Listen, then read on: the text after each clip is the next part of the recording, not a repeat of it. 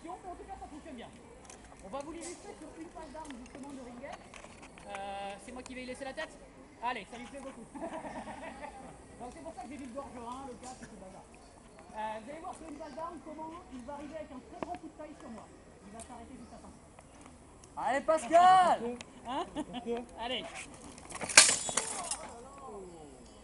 Là c'est ma tête normalement qui part.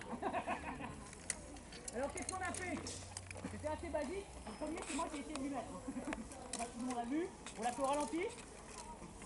On l'a fait dans ce sens-là. Donc quand on l'a fait au ralenti, j'étais venu ici pour lui mettre pleine tête. C'était mon idée. Sauf qu'il m'a vu venir. Alors m'ayant vu venir, qu'est-ce qu'il a fait? Il a pris ici le fer. Mais il a senti que le coup que je mettais avait quand même pas mal d'envie. C'est-à-dire qu'il mettait un peu d'énergie, d'enthousiasme. Alors, une des premières choses que nous apprend cet esprit, mais c'est ça qui est intéressant, c'est que si la personne en face est forte, alors on le laisse faire. On devient faible. Donc qu'est-ce qu'il a fait? Quand il a vu que le coup arrivait très fort comme ça, il a chassé son épée. Après tout, hein, pourquoi m'arrêter? Ça sert à rien, je vais finir par terre. Et ce faisant, en ayant tapé très fort dans sa lame, ça amorce son coup à lui. Regardez, aujourd'hui là, voilà. Avec un petit paille derrière. Et donc qu'est-ce qu'il fait là? Il fait un grand coup de taille. Non, mon coup, ma tête, voilà. Donc le coup de taille, assez basique. Deuxième type de coup. Ah, je vais les faire les deux. On va commencer par la coupe. Alors cette fois-ci, on va utiliser la partie supérieure de l'épée qui est affûtée. Alors là, pour des raisons pratiques, vous comprenez bien, on l'a pas fait. On tire nos vêtements, puis bon, on va voir si on frappe. Mais en général, ils avaient le fer supérieur qui était affûté. Le reste de la lame, c'était pas nécessaire.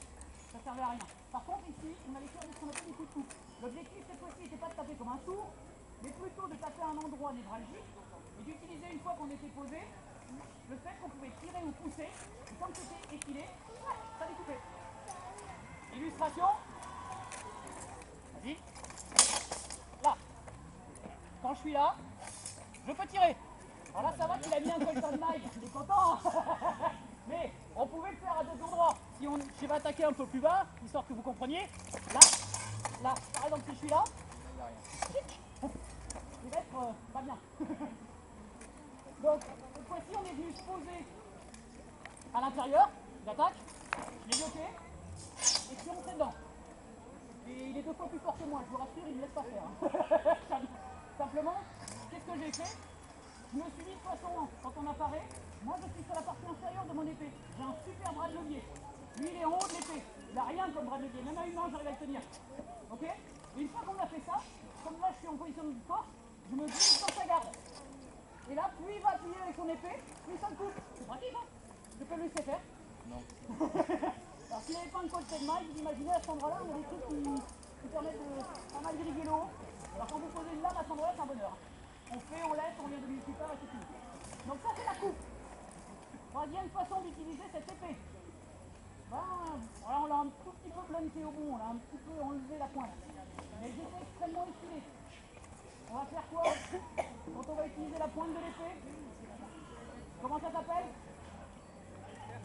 L'estoc. Un coup d'estoc. Là vous allez retrouver des formes qu'on a plus tard eu dans la racière, dans les combats modernes. On va le faire tout doucement parce que si je me rate, comment vous dire? Tu parleras moins après. Je parle pas déjà. Là, je me suis volontairement arrêté. Si j'avais pu le geste, je serais là. Tout le monde l'a bien vu? On part au ralenti. Par là, attention. Cette fois-ci, il a choisi de m'attaquer pareil à la tête. L'ayant vu venir, j'ai paré. Mais au lieu de laisser passer comme tout à l'heure, au lieu de rentrer dans sa garde comme la deuxième fois, j'ai pris une option, je vais envelopper son cou. Ici. Quand j'ai enveloppé son cou, je suis protégé parce que j'ai ma lame qui me protège. Et plus il va appuyer, plus je vais rentrer dans le trou. C'est pas bon pour lui. Il va arrêter. Donc vous voyez,